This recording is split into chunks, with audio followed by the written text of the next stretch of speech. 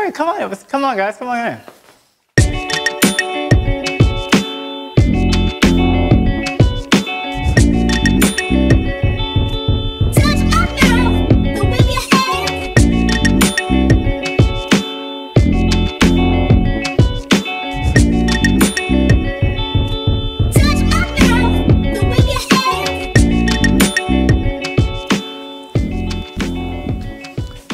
Good afternoon. My name is James K. Holder II. Some of you may know me as Sir James II, and I'd like to welcome you to the pilot episode of The Counter. This is our opportunity to discuss many of the food issues in our country, in our communities, that might limit our access to healthy, affordable meals to provide for our families. Today we're going to be focusing on a dish that I like to make. I've done this a few times before, and it is called a tuna niçoise. This is one of those things that is basically a good end of the summer meal. It has a lot of ingredients that everyone has in their pantry already, and it also covers a lot of technique. So without further ado, we're going to get started. The first thing I'm going to do is grab some water. I want to start a pot of boiling water for my eggs. And what I like to do is bring my eggs to a boil and then let them cook for exactly 6 minutes. The next thing I want to do, so I'm going to start a few pots of water. Earlier today, I actually joined two of my friends. They volunteer with a food delivery service. And what this group does is goes out and delivers meals to the elderly, sometimes the disabled, people who are sick, and basically shut in. And so today I'm just going to prepare lunch for us to enjoy. They'll be here in about 15 or 20 minutes. So I've got all my burners on. A couple of these pots, I will tell you. The first thing, my eggs, it will probably take about 5 minutes before it comes to a boil. I've got my lid on, so that'll accelerate that process a little bit. And then again, we'll start our timer on the 6 minutes. The first thing I want to do for my pot of water for my green beans, my haricot verts, is I want to salt this water. So I'm going to generously salt the water. And I'm not going to go so far as to taste it, but the experts say that it should taste basically like the ocean. I don't know that I season it that much, but I do just add a layer of salt so that I'm making sure that our ingredients are getting seasoned as they go into the water. The other pot we're going to have is for our potatoes. So of course the first thing I want to do is rinse these potatoes. We're making 3 salads today, so I just want to boil more than enough so that I definitely have enough to make this, this aspect of the salad.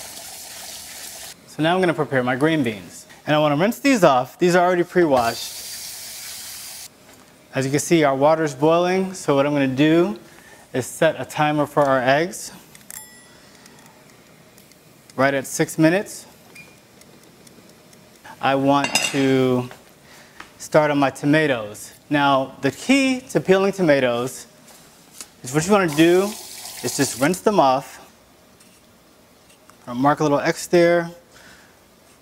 We're going to cut these little stems off. We're going to drop that into our pot of boiling water. I'm just going to do that just for maybe 20 seconds. Once those come out, we are going to drop them into an ice bath to shock them. So we're actually going to shock a few of our ingredients today. And with these, I'm not trying to cook these. I just want to look for them to start peeling at the seams a little bit. So it may take about 60 seconds. And I can already see that starting to happen. I'm going to grab my spatula, drop these these tomatoes into my ice bath.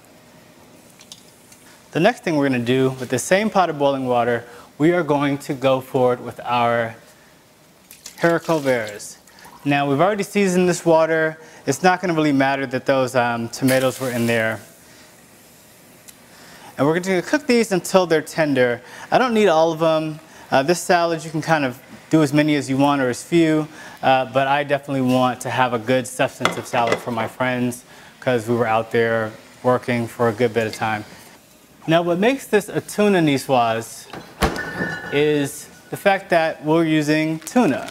One thing I like about this salad, this particular preparation, is that you can really use any type of ingredient that you have when it comes to fish. If you want to use canned tuna, everybody has canned tuna in their pantry. If you want to use fresh tuna, if you want to sear it, I just happened to find a nice fresh ahi tuna, which is also known as yellowfin, when I was on that side of town from volunteering. And so that's what I selected to serve today. And we're just going to sear that with a peppered crust. So we're going to begin on that momentarily. But I wanted to kind of set it out and let it acclimate to room temperature. Now that our 6 minutes are up for the eggs, I'm going to take them off the burner. And some people will let their eggs continue to cook under the residual heat. I don't like to do that per se. I want to immediately stop the cooking. I want to make sure that we are not overcooking these eggs. So I'm going to coat them with cold water, running water, and just let them come down to a temperature that we want to work with. Now our beans, as you can see, I'll lift them up for the camera, are nice and verdant. They're nice and bright green, and we want to shock this color as well. So what we're going to do is drain out some of this water. And we're going to place these beans in the same ice bath that we did the tomatoes. Seems like our water for our potatoes is having fun over here. So let's join the party. And like I said, these were pretty small potatoes, just because we wanted them to cook a little bit faster. We're going to take our same paring knife that we used to score our tomatoes and just stick in and see if they could go a little bit longer. Potatoes, the cooking time is going to vary by the size of the potatoes. I want to quickly strain out these green beans. They're nice and crunchy. You can hear that crunch. Nice and flavorful. That's how I know we're on the right track there. Nice, beautiful green beans over to the side. And by now our potatoes should definitely be cooked. So I'm just going to strain those out. Avoid the little steam bath that the pot's going to give your face. Now the next thing I'm going to do is make our vinaigrette. That is probably the most important aspect of this entire dish. So for my vinaigrette, what we're going to need is parsley, fresh parsley, of course. And all I'm going to do is just sort of, this has already been rinsed. I'm just going to chop some off. So I'm just using my chef knife. I'm going to make some rough cuts at first. I'm just going to keep going until it gets to a nice consistency. We don't want it too big because we're going to cook some of this stuff. And if the leaves are a little bit too big, they might burn. So I'm going to put my parsley in this little dish until we're ready for it.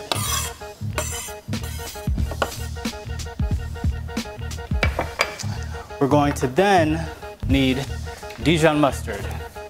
Now, Dijon mustard is a very important ingredient when it comes to any vinaigrette. One thing that's important to distinguish this Dijon mustard is that it contains white wine. So if you do not see that on the list of ingredients, do not buy it. It is not what you want. Okay, so for this vinaigrette, I want about 10 cloves of garlic. And we're gonna do a similar technique with this. Just start with a big chop. I want to get it down to a manageable portion for our next step.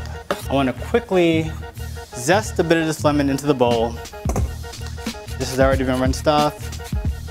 Lemons are some of the least sort of with attention to cleanliness.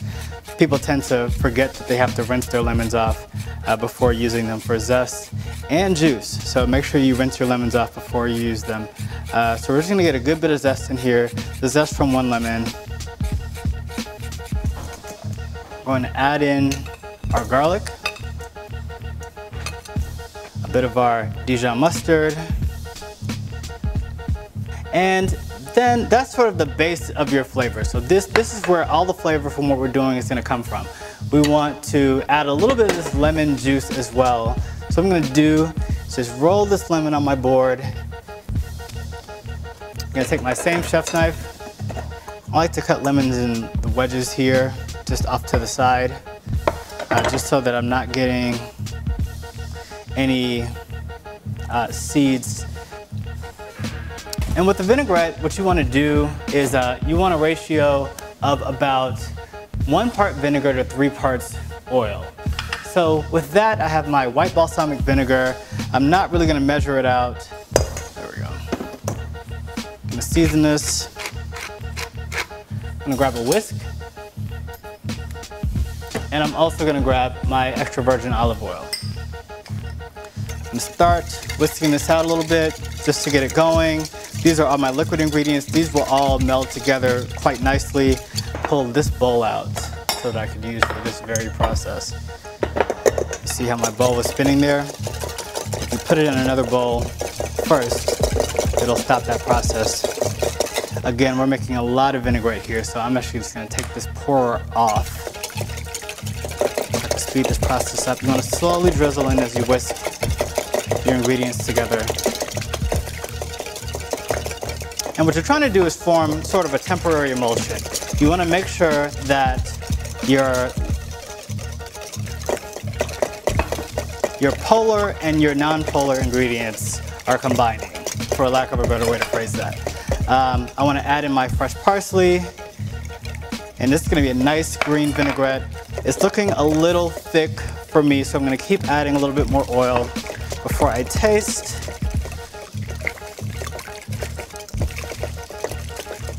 Arm's getting tired, that's a good signifier that it is about ready.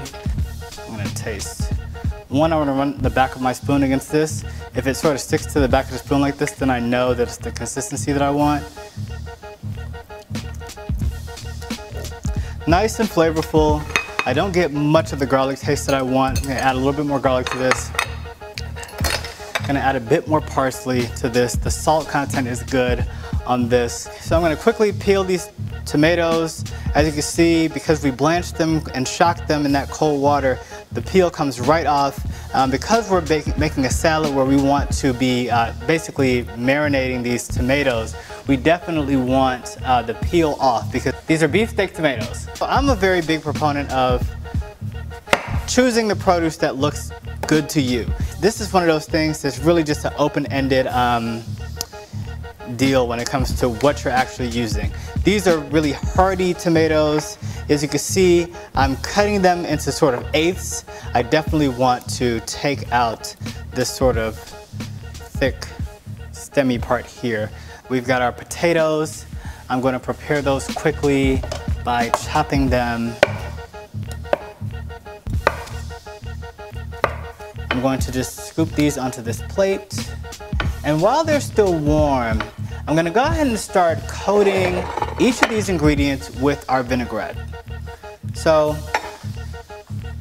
we've got the potatoes. We're going to add a little bit of the vinaigrette. Just get those sort of to start that flavor building in that individual component. We're going to season each component with our vinaigrette. And that way we'll make sure we have well-seasoned, thoroughly seasoned food. Our tomatoes. And lastly, there's a few other ingredients that are kind of already, ready to go.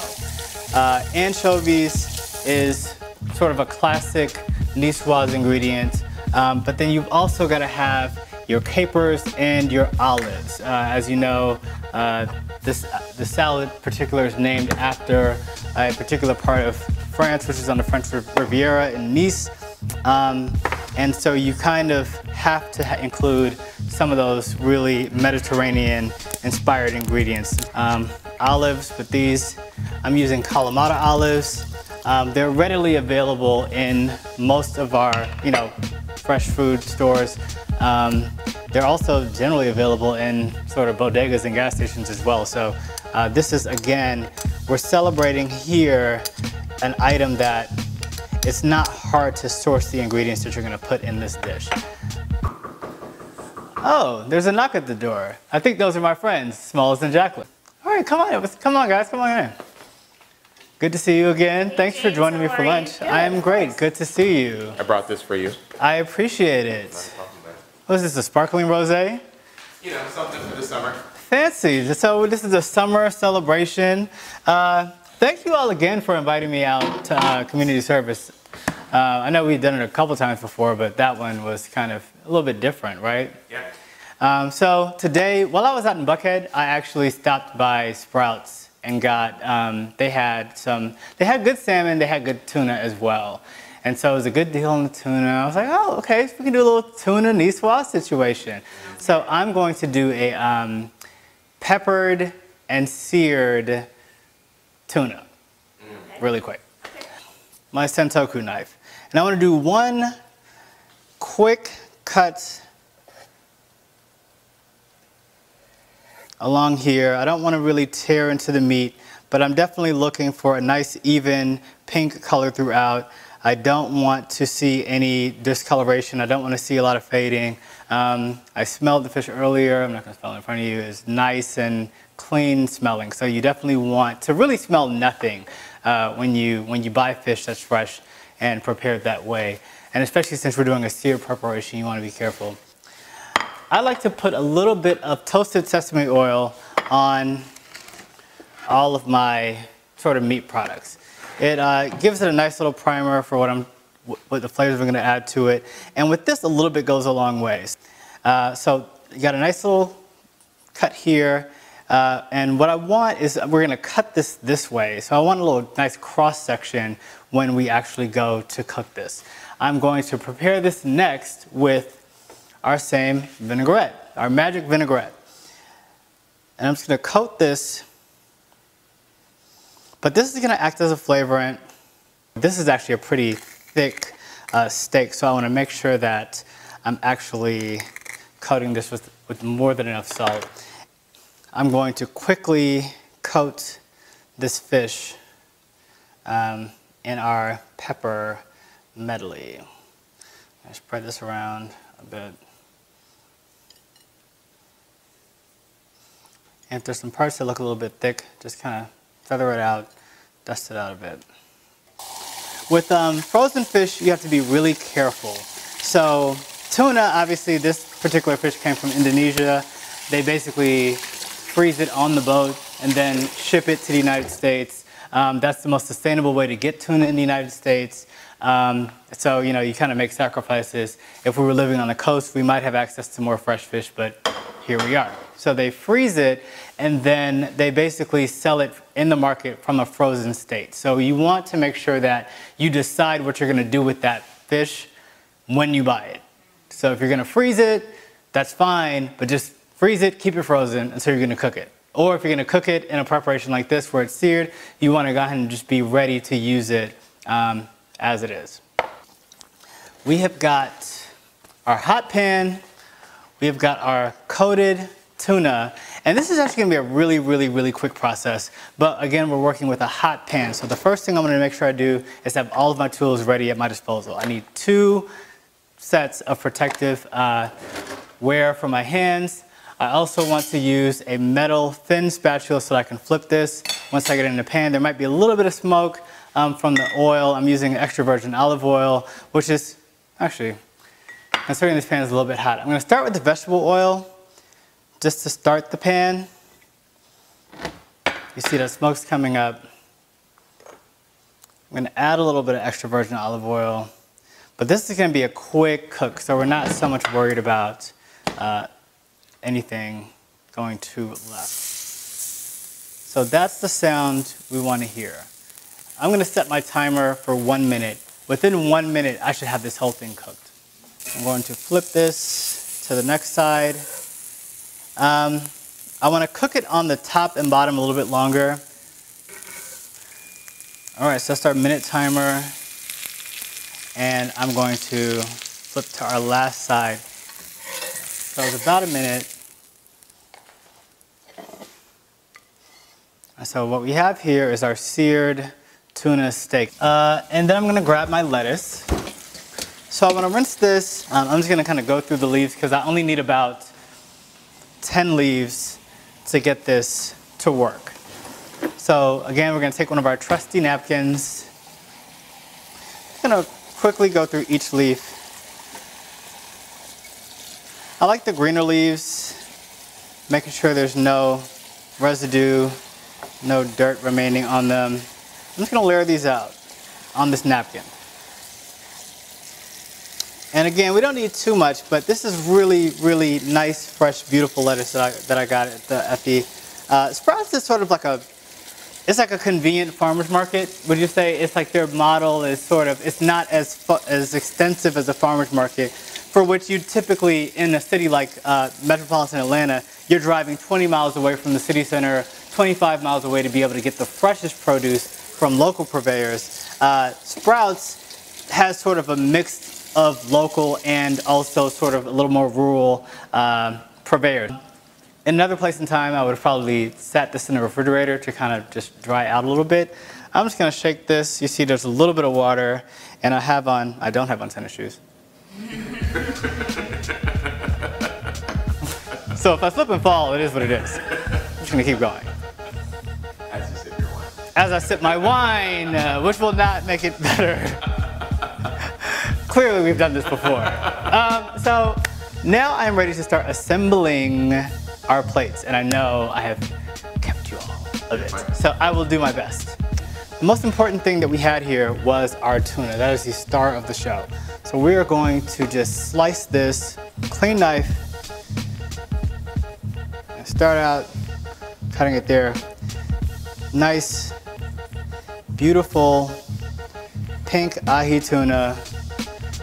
And you definitely, if you go through the care of finding a fresh fish that traveled halfway across the world to be on your plate, you owe it to that ingredient the respect of washing your proper knife and cutting it properly.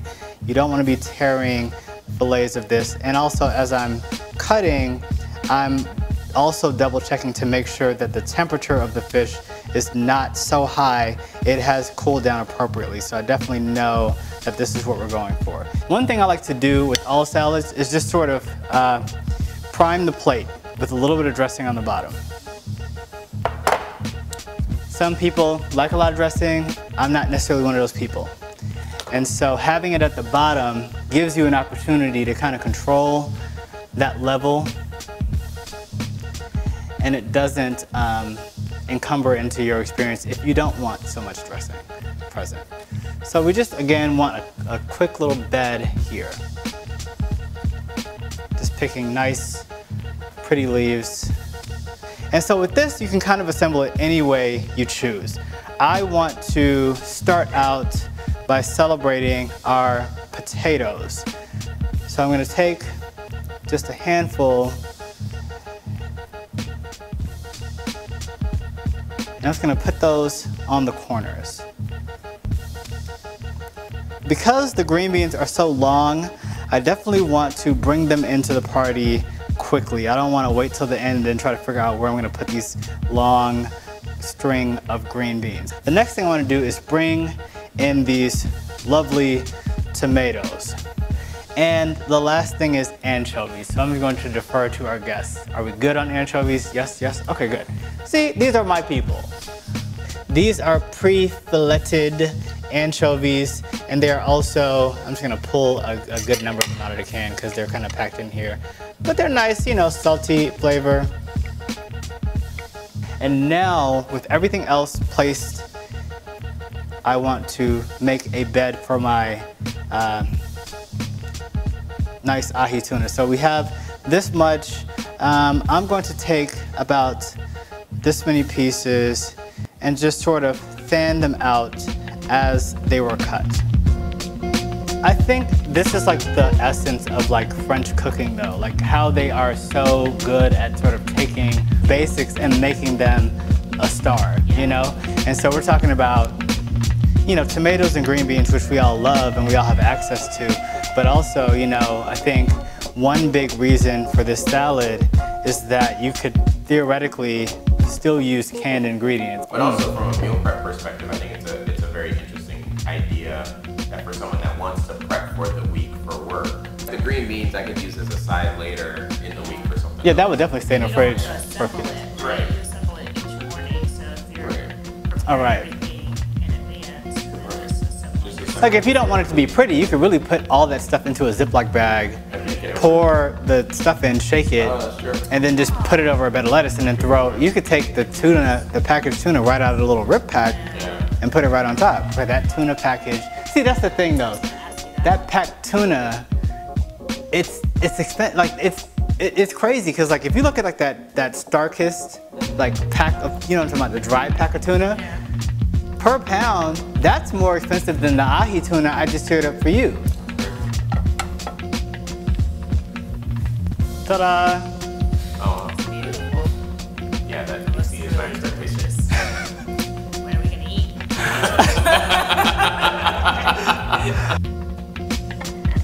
All right. Thank you, my friends, for being patient. Bon appetit. How long have y'all been delivering meals? I would say a little over 3 years. Nice. That's awesome. And I think it's cool because a lot of people don't realize how many people that also live in the city need this service. They prepare and deliver 5,000 meals a day. Wow. To 19 counties in the state. You know what? That's funny because when we were out there, we drove all the way to daggone Kennesaw, basically, and I was actually impressed. And I think the cool thing about it too is that this organization has probably gone a little bit of a step above in making sure they're providing medically appropriate meals for our neighbors who may be shut in, the elderly who may have chronic illnesses. And they're partnering with government organizations as well as clinicians to ensure that the meals they're providing are healing and making our neighbors healthier. When I was in like middle school, we did community service with, it was like Hands on Atlanta, combined with Aid Atlanta, combined with Open Hand. They had us decorate the bags that people were gonna receive the food in. And so I just remember really specifically them telling us, don't put anything about get well soon or acknowledging that people might have cancer or might have ailments because their family members might not know that they are sick or in need, even if they see them getting the meal. So it's just kind of a multi-layered thing. When you talk about poverty, it's still one of those shamed things, and illness is as well. And then when you combine those stigmas with, again, limited access to food, especially if you're rural or you don't have access to public transit, how are you getting your meals? That's a question that we've never really had to answer for ourselves, probably in that similar way. But I think also a lot of these people don't see anyone but the people who deliver meals. Oh, right. Because they are shut in. So not only are we providing a food aspect and obviously hoping that they're staying nourished, but we're also reconnecting them with the place that they live in so that they don't feel isolated in whatever journey they're on. And that's not to say someone volunteering is gonna cure all their ills with a smile, but it just reminds them that at least one person is looking out for them today. Right. And I think there's power in that. For sure. It's pretty cool. Yeah. This is so good. You know what? I had never done the tuna like that with the pepper crusted, but it's like actually good. Thank you all so much for joining me on the premiere episode of The Counter TV. This has been a passion of mine for quite some time, and I'm very grateful to be able to bring this to you on YouTube. Of course, I wouldn't be able to do so without so much of your support. I want to thank everyone who sent an item in for me to use on the show. Some of you sent things in from your garden. Some of you sent in used items from your kitchen for me to use and build this set. And I want to thank specifically our producer level sponsors. These are everyone who has donated at least $100 to paypal.me/JKH2 or via the Amazon wish list. So I just want to thank you all so much for sticking with me, being patient, and getting this out. And I hope you enjoyed. I hope you're proud of this program. And I cannot wait to bring you episode 2 through 12. So I ask you to continue to support. If you'd like to become a producer level sponsor and be recognized in the credits, please make a donation of at least $100 to paypal.me/JKH2. And of course, a donation in any amount is appreciated and used towards the show or my other show, Not On My Watch TV. So make sure you check that out as well. Thank you so much. Look forward to seeing you again very soon.